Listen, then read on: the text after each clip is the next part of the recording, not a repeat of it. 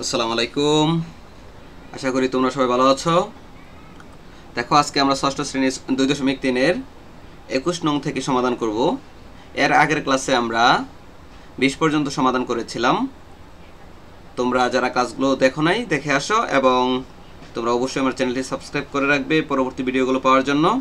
আর আবারও বলছি, তোমাদের এই চ্যানেলে আমি একেবারে পঞ্চম শ্রেণী থেকে দশম শ্রেণী পর্যন্ত সকল ম্যাথ সমাধান করে দিব এবং সাথে হিসাব বিজ্ঞান 9-10-এর এবং ইন্টারমিডিয়েটের আইসিটি। ঠিক আছে? তো সবাই আমার চ্যানেলটি সাবস্ক্রাইব করে পাশে থাকবে। সবাইকে ধন্যবাদ। এখন আমরা শুরু করব 2.3-এর 21 নং থেকে। দেখো, 21 নং প্রশ্নে বলা আছে 9 জন শ্রমিক একটি কাজ 18 দিনে করতে পারে। ওই কাজ 18 জন শ্রমিক কত দিনে করতে পারবে? দেখো, সাধারণভাবে 9 জন শ্রমিক যদি 18 দিনে করতে পারে, তাহলে 18 জন শ্রমিকের কি লাগবে? অর্ধেক দিন লাগবে, অর্থাৎ 9 দিন লাগবে। ঠিক না? এখন আমাদেরকে বের করতে বলছে কত দিন লাগবে। তাহলে আমরা এই যে লাইনটা দেয়া আছে এখান থেকে, মানে জন আর দিন দেয়া আছে, এখান থেকে আমরা দিনটাকে শেষে রাখবো। ঠিক আছে? আমরা লিখবো যে 9 জন শ্রমিক কাজটি করে 18 দিনে। 9 জন শ্রমিক কাজটি, দেখো 9 জন শ্রমিক কাজটি করতে পারে বা করে 18 দিনে। 18 দিনে। ঠিক আছে? সুতরাং একজন শ্রমিক কাজটি করে, একজন শ্রমিকের তাহলে অবশ্যই কি লাগবে? বেশি দিন লাগবে। ঠিক না? তাহলে আমরা লিখব বেশি হলে গুণ, 9 গুণ 18 দিনে। সুতরাং আমাদেরকে বলছে 18 জন শ্রমিকের কত দিন লাগবে। সুতরাং 18 জন শ্রমিক কাজটি করে, দেখো এই লাইন যখন আমরা করব তখন তার পূর্বের লাইন আমরা দেখব। দেখো, একজন শ্রমিক কাজটি করতে যদি এত দিন লাগে, মানে 9 গুণ 18 দিন লাগে, তাহলে 18 জন শ্রমিকের অবশ্যই দিনের সংখ্যা কম লাগবে, তাহলে ভাগ হবে। ঠিক আছে? কম হলে ভাগ। 9 গুণ 18 আর নিচে হচ্ছে 18। ঠিক আছে? 18 কেটে দিলে থাকবে আমাদের কত? 9। তাহলে 18 জন শ্রমিকের কাজটি করতে সময় লাগবে কত দিন? 9 দিন। উত্তর হচ্ছে 9 দিন। ঠিক আছে? উত্তর 9 দিন। আশা করি তোমরা এই অঙ্কটি বুঝতে পেরেছ। খুব সংক্ষিপ্তভাবে অঙ্কটি সমাধান করে দিলাম। এখন আমরা 22 নং প্রশ্নটির সমাধান করব।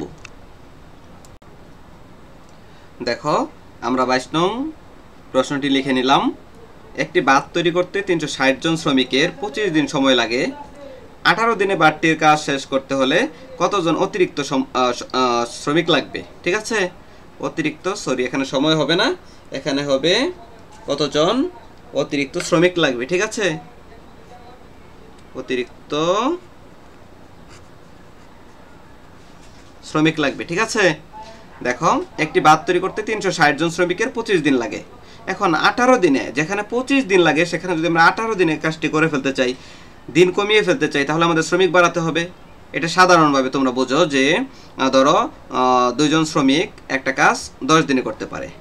সেখানে 10 দিনের জায়গায় যদি আমরা কাজটা 5 দিনে বা 6 দিনে করতে চাই, তাহলে কি করতে পারবো ওই শ্রমিকে? না, তাহলে শ্রমিক সংখ্যা বাড়াতে হবে, বৃদ্ধি করতে হবে। তাহলে অবশ্যই কি আমাদের শ্রমিক সংখ্যা বাড়াতে হবে। এবং বলছে অতিরিক্ত কতজন শ্রমিক লাগবে। তাহলে প্রথমত আমরা শ্রমিক বের করব। ঠিক আছে? যেহেতু শ্রমিক চাইছে প্রশ্নে, আমরা শ্রমিক বের করব। তাহলে শ্রমিক আমরা শেষে দিব। আমরা লিখব 25 দিনে শেষ করতে সময় লাগে 360 জন শ্রমিকের। ঠিক আছে?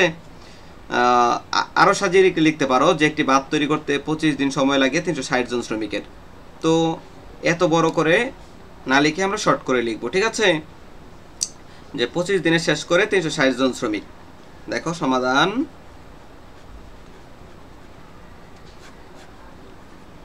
25 দিনে শেষ করে, এটা কেটে দিলাম, 25 দিনে শেষ করে 360 জন শ্রমিক। ঠিক আছে? শর্ট করে লিখলাম আমরা 25 দিনে শেষ করে। কি শেষ করে? বাঁধ তৈরির কাজ শেষ করে। এটা তো প্রশ্নই দেওয়া আছে, সো এটা না লিখলেও চলবে। ঠিক আছে? তাহলে 25 দিনে শেষ করে 360 জন শ্রমিক। এই যে দেখো, 360 জন শ্রমিকের 25 দিন সময় লাগে ওই বাঁধটি তৈরি করতে। তাহলে 25 দিনে শেষ করে অথবা 25 দিনে তৈরি করে 360 জন শ্রমিক, তুমি যা ইচ্ছা লিখতে পারো। সুতরাং একদিনে শেষ করে, এখন যদি এই যে 25 দিনে শেষ করে 360 জন, এটা যদি আমরা এখন একদিনে করে ফেলতে চাই, তাহলে আমাদের কি লাগবে? শ্রমিক অনেক বেশি লাগবে। তাহলে গুণ করে দিতে হবে, 360 গুণ 25, ঠিক আছে, এতজন শ্রমিক। সুতরাং এখন আমাদের দেখো 18 দিনে, তাহলে আমরা লিখব 18 দিনে শেষ করে। এখন দেখো যেখানে এক দিনে শেষ করতে এই যে 360 গুণ 25 জন শ্রমিক লাগবে, এই কাজটা যদি এক দিনের জায়গায় আমরা 18 দিনে শেষ করতে চাই তাহলে আমাদের শ্রমিক কম লাগবে, তাহলে আমরা ভাগ করে দিব, অর্থাৎ 360 গুণ 25 ভাগ হচ্ছে 18 জন শ্রমিক, ঠিক আছে। তাহলে আমাদের কত পাওয়া যাবে, এখানে লিখছি, দেখো আমরা 360কে কাটতে পারি, দেখো 18 দুগুণ 36, এটাকে কাটা যায়, 18 দুগুণ 36, একটা শূন্য আছে এখানে, একটা শূন্য বসাই দেব, হ্যাঁ দেখো, অর্থাৎ 18 20 360, বুঝতে পেরেছ? 18 দুগুণ 36, একটা শূন্য আছে, শূন্য বসাই দিয়ে কেটে ফেলো 360কে।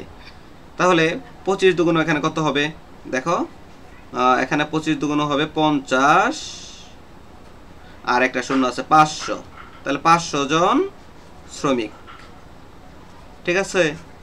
তাহলে দেখো এই 18 দিনে বাদটি শেষ করতে হলে কতজন অতিরিক্ত শ্রমিক চাইছে, কিন্তু আমরা অতিরিক্ত শ্রমিক এখনো বের করিনি, আমরা বের করলাম 18 দিনে কাজটি শেষ করতে আমাদের 500 জন শ্রমিক লাগবে, ঠিক আছে। দেখো এই যে 500 জন শ্রমিক লাগবে, তাহলে দেখো আমাদের আগে 360 জন শ্রমিক ছিল, এখন 500 জন লাগবে, তাহলে অতিরিক্ত কতজন লাগবে, এই 500 থেকে আমরা 360কে মাইনাস করে দেব, ঠিক আছে। তো দেখো আমরা এখানেই করে দিচ্ছি, সুতরাং অতিরিক্ত শ্রমিক লাগবে, দেখো অতিরিক্ত শ্রমিক লাগবে, অতিরিক্ত শ্রমিক লাগবে, আমাদের মোট শ্রমিক লাগবে এখন 500, যদি 18 দিনে কাজটা করতে চাই 500 জন শ্রমিক লাগবে, আর 25 দিনে 360 জন শ্রমিক, তো 360 জন শ্রমিককে আমরা মাইনাস করে দেব, অতিরিক্ত শ্রমিক লাগবে এতজন সমান 500 থেকে 360 বাদ দাও, কত থাকবে, 500 থেকে 360 বাদ দিলে আমাদের থাকবে হচ্ছে 140, ঠিক আছে, 140 জন, উত্তর 140 জন, ঠিক আছে। তাহলে দেখো আমাদেরকে বলছে একটি বাঁধ তৈরি করতে 360 জন শ্রমিকের 25 দিন সময় লাগবে, 18 দিনে বাঁধটির কাজ শেষ করতে হলে কতজন অতিরিক্ত শ্রমিক লাগবে, তাহলে 18 দিনে শেষ করতে শ্রমিক লাগবে আমাদের 500 জন, ঠিক আছে।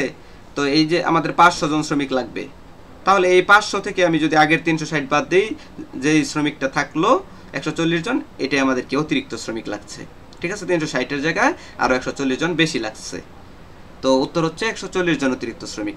এখন আমরা 23 নং প্রশ্নটির সমাধান করব।